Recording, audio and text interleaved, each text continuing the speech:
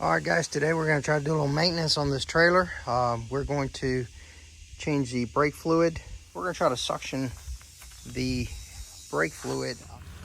When you get under your trailer, you'll have your shock, brake line where it goes in right up here. There's your bleeder valve right there. Find a hose that fits in there. I think I may have succeeded with this one here and a syringe to suction out. Well, syringe thing and the hose that I had didn't work, so we're going to try now an actual tool. Got some at AutoZone. Hopefully it works. If not, we'll be returning that and getting a better one. So this is what I got. It's a little vacuum kit. So I guess we'll start by showing you how the kit goes together. The cup's got a little seal that you'll put on, it up, and then hook up some hoses to it. Once you get the cap on, you want to put the one, it comes with two caps because it's used for different setups, but for the setup we're going to have, put one hose on one end, one of the long ones, and then the other long one on the other side. Essentially, when you're done, you'll have the gun hooked up to one hose, to the bottle, to the other hose, and then that's where you'll put into the bleeder valve. Now, chances are this won't be tight enough on the bleeder valve.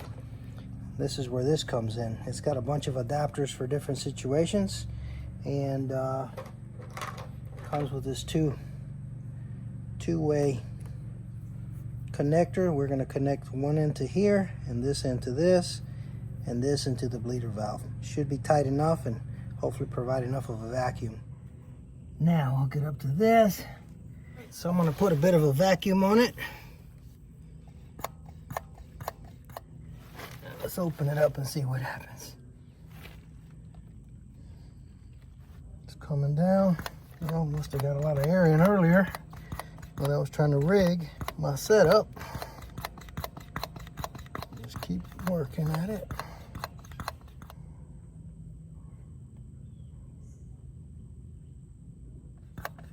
Mixed reviews on this. Hopefully it lasts enough to do the brake job.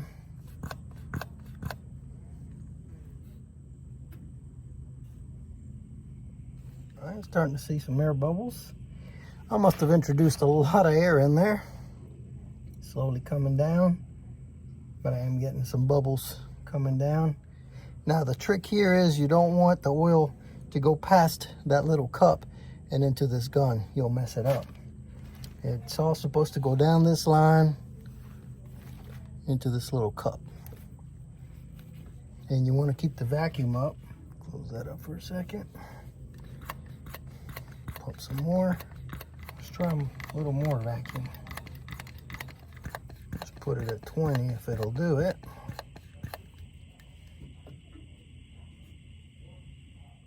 I'm seeing stuff come out. Close it up.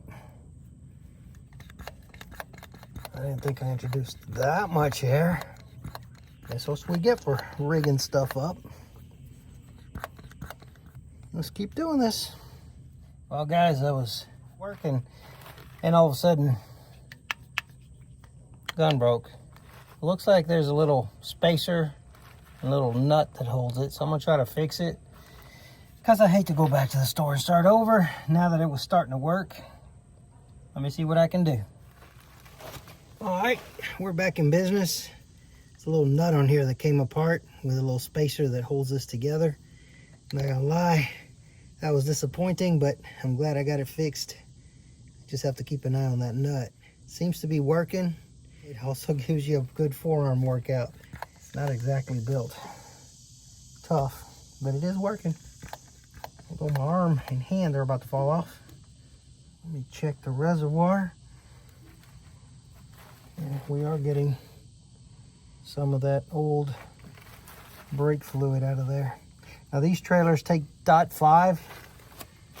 It's synthetic, not the 5.1 that you might come across. I had to order it on Amazon.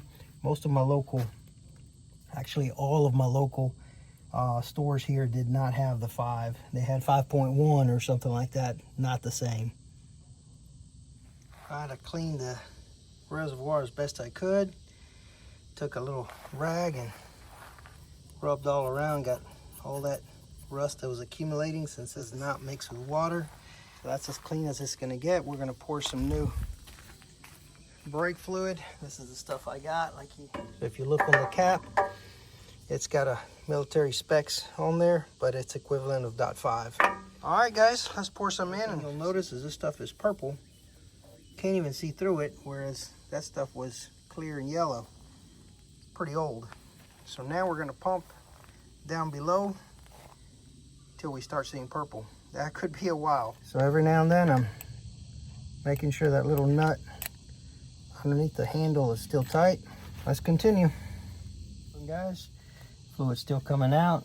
Got the purple stuff coming down on the other end. Now you don't want it to get to the point where this gun sucks that fluid. I'm going to empty it because we don't want any of this being introduced into the gun through this line. Again, don't forget to keep an eye on the reservoir or you'll introduce more air. Want to keep it topped off. And it's mighty slow, peeps. I have a feeling I'm not gonna be able to move my hands tomorrow. All right, guys, we finally started getting purple. So we're pretty much done on this side.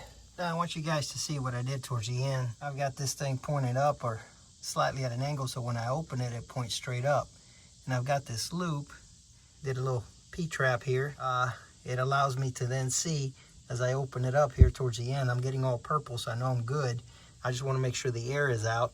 I open it up, that's going straight up, and then there's no air bubbles here coming because it's full of fluid. Whereas before, when I had it down on the ground with the bottle down on the ground, there was a big air gap and it was hard to tell. Or when you put it up to like 20, 22, and then you open it up, you're straight in and you got this trap and you can really see as the pressure is dropping if there's any bubbles or not, and there are not. Hopefully that makes sense. And we'll check the reservoir one more time and it should be all purple all over. Should be all good. And I'm not gonna lie, I've been pumping, gosh, for about 30 to 45 minutes, so it's quite slow. And if you count the fact that this gun broke, it wasn't really broken, it just came apart right there at that nut. And it took me another 20, 30 minutes to put it back together. So I've been at this a while. But this may be something that you might consider, or you might say, oh, the heck with that, and go ahead and have somebody pressurize it and flush it out. But as you can see, that fluid was really old and bad, needed changing. Hopefully this was helpful. We'll catch y'all on the next one. All right, guys, it's topped off. Both sides are done. Next video I'll do will be on repacking the bearings. Y'all take care.